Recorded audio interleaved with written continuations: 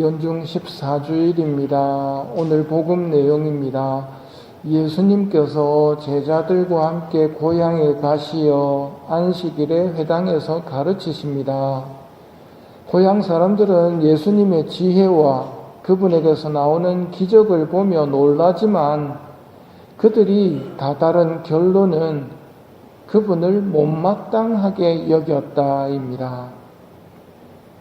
아무런 해도 끼치지 않았고 하느님의 지혜를 전했으며 기적으로 도움을 주었지만 못마땅해 합니다.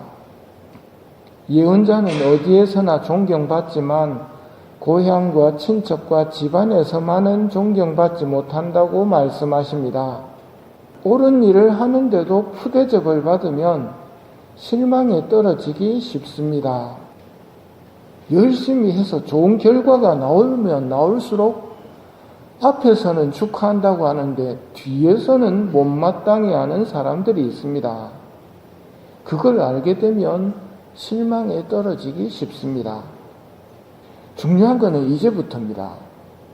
예수님과 똑같은 상황에 놓여졌을 때 그 다음 어떻게 하느냐입니다. 예수님께서는 여러 마을을 두루 돌아다니며 가르치셨다. 그만두지 않으시고 계속 가십니다. 이게 우리가 해야 할 일이고 예수님의 모범을 보고 따라가야 할 일입니다. 첫째 독서 에제키엘서에서 이렇게 말씀하십니다. 주 하느님이 이렇게 말한다 하고 말하여라. 그들이 듣든 듣지 않든 자기들 가운데 예언자가 있다는 사실만은 알게 될 것이다. 듣든 듣지 않든 하느님 나라 복음을 선포하는 예언자가 우리들 가운데 있다는 사실만은 알게 하라는 말씀입니다. 성당에서의 봉사도 사람에게 보이기 위해서 하는 것이 아니기 때문에 하느님이 아신다 하면서 내가 가야 할 길을 가는 것, 그것이 예수님이 보여주시는 모범이고 내가 걸어가야 할 길입니다. 오늘 알렐루야의 말씀입니다. 주님이 나를 보내시어 가난한 이들에게 기쁜 소식을 전하게 하셨다. 부자는 어쩌라고 가난한 이들에게 복음을 전하게 하십니까? 부자에게 복음을 전하지 않는 게 아닙니다. 하느님의 말씀은 모두에게 선포되지만 그것을 거부하는 것이 부자의 모습입니다. 오늘 복음에 예수님 고향 사람들의 모습이 바로 부자의 모습입니다. 반면 예수님의 말씀을 듣고 받아들이는 사람들이 가난한 사람들입니다. 이 세상은 강한 사람이 가난한 사람들을 이기는 세상이지만 하느님의 사랑은 부자가 아니라 가난한 사람들이 더 많이 받게 됩니다. 10손가락 깨물어 안 아픈 손가락은 없지만 자식들 가운데 유난히 마음 쓰이는 자식은 좀 모자란 자식입니다. 잘나서 지 앞가림 잘하는 자식에 대해서는 그런 마음이 들지 않지만 얘는 어떡하나 싶은 애가 더 마음이 쓰이지요. 그게 하느님의 마음입니다. 이 독서에서 바오로 사도의 체험이 나옵니다. 바오로 사도가 몸이 아픕니다. 낫게 해달라고 3번이나 기도를 드렸지만 하느님은 고쳐주시지 않으시고 말씀하십니다. 너는 내 은총을 넉넉히 받았다. 나의 힘은 약한 데에서 완전히 드러난다. 바오로 사도는 이것을 통해서 깨닫습니다. 그리고 이렇게 말합니다. 나는 그리스도의 힘이 나에게 머무를 수 있도록 더없이 기쁘게 나의 약점을 자랑하렵니다. 내가 약할 때 오히려 강하기 때문입니다. 이것은 하느님께서 우리를 사랑하신다는 것을 전제로 하는 말씀입니다. 우리가 약해서 늘 하느님의 도움을 받는 것이 하느님과 우리를 묶어주는 안전벨트입니다. 우리가 강해져서 아쉬움이 없으면 내 앞가림을 내가 하겠다고 살아가지 하느님을 기억하지 않습니다.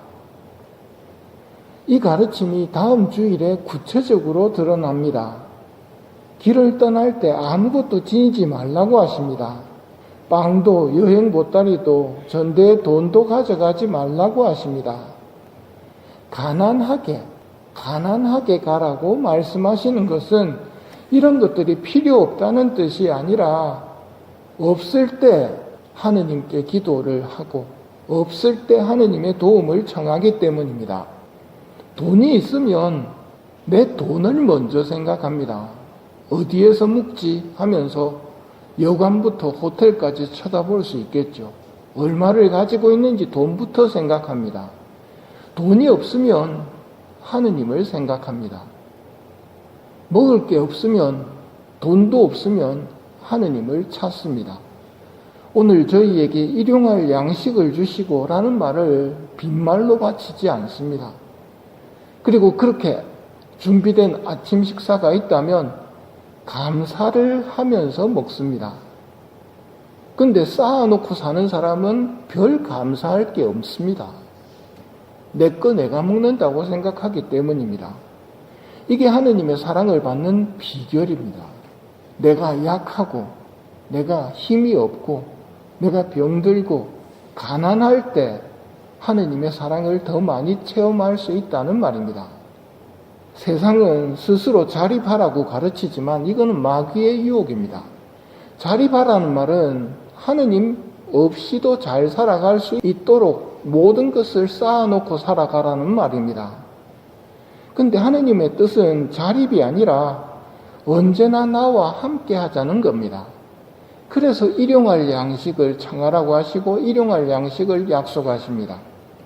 평생 먹을 것을 약속하시지 않습니다.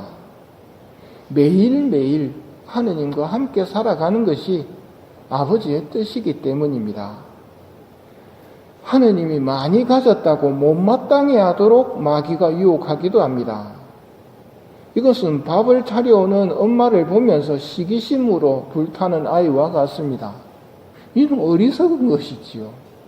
청하면 주신다는 것, 하느님이 나에게 베푸신다는 것을 믿어야 합니다. 그게 사랑입니다. 하느님 앞에서 순수하고 겸손한 마음을 청하며 이 미사를 봉헌합시다. 내가 약할 때 오히려 강하기 때문입니다.